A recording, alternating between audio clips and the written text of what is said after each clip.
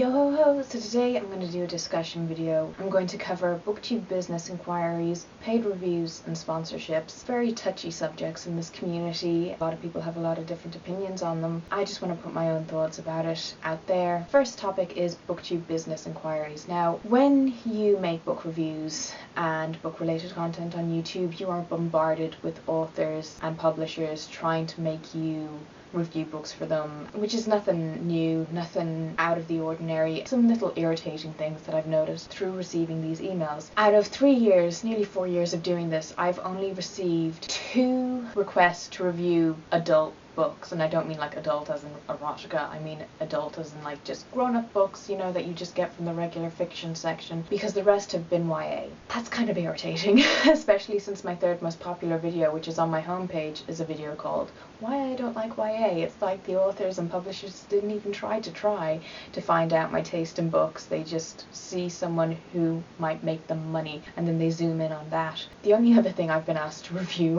was, it's kind of odd, menstrual cups, you know, the little cuppy things that you insert in yourself when you have your period, and I was asked to review that and that I'd get a load of free cups for myself, I don't know, and I was just like, Jesus, is it that obvious that I'm a heavy bleeder?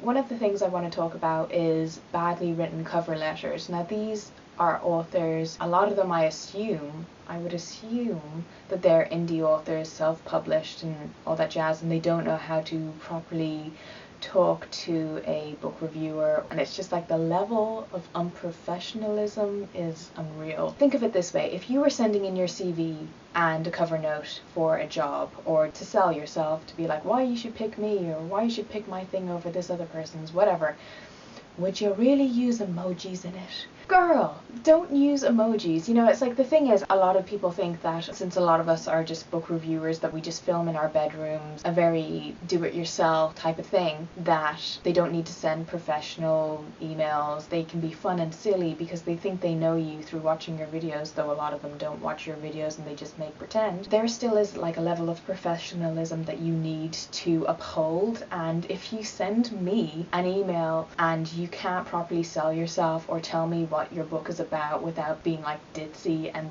using stupid emojis and slang words and things, I'm not going to take you seriously. Therefore your email is going to get ignored. You're not going to hear back from me, though I've never written back to any author or publisher ever, so it's like this moment of difference. Most of these people who send out these emails and messages seem to be chancers. You often get the very generic, unpersonalized email saying, hey you, I really like your videos, please check out my book, I think it'd be something you might like, blah blah blah, and then they'll tell you about their shitty awful book that like no one will publish, and you're just like, oh god. A lot of them don't use your name, they don't bother to even use your username or your actual name, and the ones that do, it's very interesting because it will say like, hey Orgy's Devilship, or hey Orgy, I really liked your insert title of last video here, it really made me think, and I think you'll definitely enjoy my new book, and then they'll go on to tell me about their new book, which is YA, and then they'll compare it to Harry Potter, Percy Jackson, all these books I actually have no interest in. You watch the most recent video, you don't know anything about my taste in books, you're really just chancing it, you're gonna get ignored. Next thing I want to talk about is being asked to do a positive review for an author or a publisher. It does happen. I can say safely I've received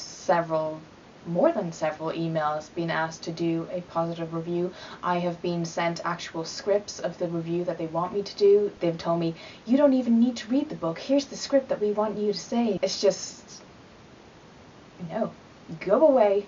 No. I want to use an example of an email that I got recently from an author wanting me to give their book a positive review. The incentive was, I'll send you a free copy of my book, which was a Kindle edition, which I can't read anyway since I don't own a Kindle. And the next incentive was, and if you make the video, I'll post it on my Twitter and you'll get tons of new subscribers. So I was like, out of interest, I clicked onto this person's Twitter and saw the amount of followers, and I was like, honey, I have more Tumblr followers than you have Twitter followers. That is not a good incentive, because first of all, you can't even guarantee it. Second of all, I don't want subscribers from something like that. I want them because they're genuine and they like what I have to say. Third of all, you're just using me. That's what it comes down to. And like, to anyone who is new in the community, be aware there are plenty of people out there who want to use you for their own financial gain. You don't have to accept every single thing that's thrown at you. You can say no to people. What this author wanted me to do was to lie to my subscribers for their own financial gain. And it's like, what do I get out of that? Like, the incentive is I'll get a free copy, not even a free copy, I'll get a digital copy of a book I never wanted to read in the first place, and I might get new subscribers. Go away, you toad. It's not on. And it's like, the amount of authors out there that are willing to try to take advantage of people, and especially since a lot of people on Booktube are generally kind of like the 20 range, underneath 20, and they think that they're getting a good deal out of it. Like, no, you're just getting used. That email really got under my skin. I was like, who do they think they are? Do they think I'm some kind of dummy that will just be like, oh yeah, that sounds great? The other thing is, that this will be moving on to the idea of paid reviews, is that most of the time they don't offer payment. Some people do. It's quite rare. A lot of them just don't want to pay anyone to review their book. They just try to want to get in there for free and not waste any money. If they do offer payment, it's generally because they want a positive review. So they're not actually paying you to review the book, they're paying you to positively review the book, which again is just like not going to happen. And a lot of the time these authors, instead of offering you a payment, will offer to buy you something off your Amazon wish list. Ow. So you want to buy me a dildo? Now onto the subject of paid reviews. It is a very touchy subject, and some people are like flat out fully against paid reviews and think that Booktube should remain a hobby for everyone and that they shouldn't be earning money from doing reviews. Others think that if you pay someone on Booktube to do a review, that it will be biased, that they'll say that it's a great book when in fact it's not, just because they're getting paid for it. So it is really, really touchy, and people are very divided about it. But all I can say is my own personal opinion on it is that I don't have a problem with someone being paid to do a review unless they're not honest. It's hard because people say like, oh, I don't know who to trust anymore. I don't know if this person's being honest. I think most people can make up their mind who the truthers and the fakers are. Generally, if someone is doing paid reviews and every single book review that they do is a 5-star book, they're probably bullshitting you, or then they're just that dull that every single book they read impresses them.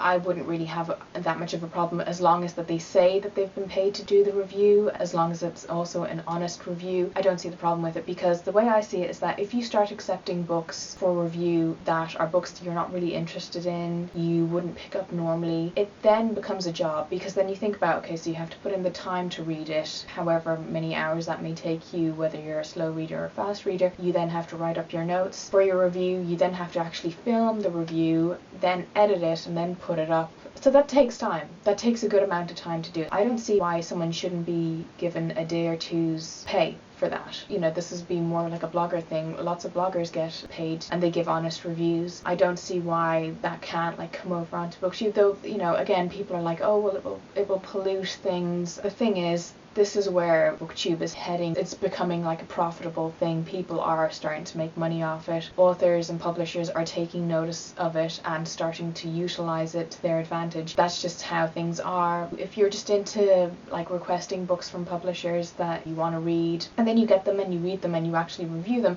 that's great, that's grand. Like, again, like, no problem with that. Just as long as everyone's honest and everything will remain honest, I'm happy about. But like, let me know your thoughts. There's a lot of different opinions, and I am a bit torn on it, because I think, yeah, a lot of booktubers are under the age of 20. They will just think, oh, well, I'm being paid, so I have to give this book a positive review. And people who do reviews anyway that aren't paid for it, a lot of people already censor their true opinions on a book because they're scared that the author might come across their review, and they think every review you do should be positive, and you shouldn't do negative book reviews at all. You shouldn't like do a review of a book that you gave 1 star. I think the idea is to be subjective. The thing is, you look in the newspaper, there are book critics in there, they get paid to do their job. It's like, why shouldn't people on here be paid for it? And again, I'm not saying that like, oh, like I want to start doing paid reviews and I want to start making tons of money off it. Like, I'm not. Like I said, most of my favorite authors are dead, so This is just a hobby for me. It probably always will be.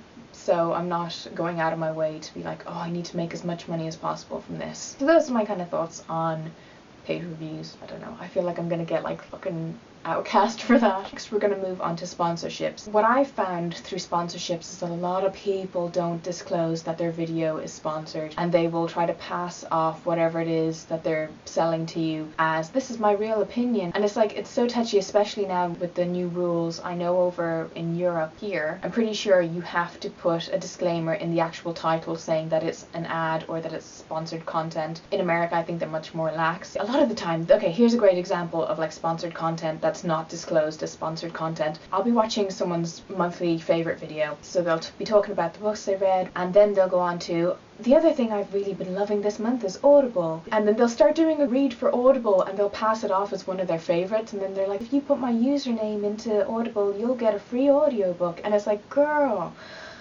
come on. It's like so many people, that's one thing that I notice a lot, so many people try to pass off their sponsors in their favorites videos. And again, this is like a really touchy, difficult subject, because you'll have people who are genuinely into whatever box of crap that they got that month, that they're opening up for you and showing you all the goodies and things. Then you'll have other people that are just doing it to get paid. So I don't really know where to stand on the idea of sponsorships and where sponsorships come into Booktube, because a lot of people on Booktube are doing sponsorships, and like, and not even like for book related things, which I think, shouldn't it lean towards more book related things if you're going to do a sponsorship rather than like doing tea or whatever else crap that you're trying to sell. To be perfectly honest, I don't really like the idea of it. What I don't like about the idea of it is that people don't disclose that their videos are actually sponsored. If it's upfront and if it's all honest and it's all honest opinions, I have no problem with it. If it's swept under the carpet and people are being secretive and sneaky and they're trying to earn money off their subscribers in sneaky ways, that's bad out. So let me know your thoughts, and I hope you enjoyed this video, and I'll talk to you soon. Goodbye.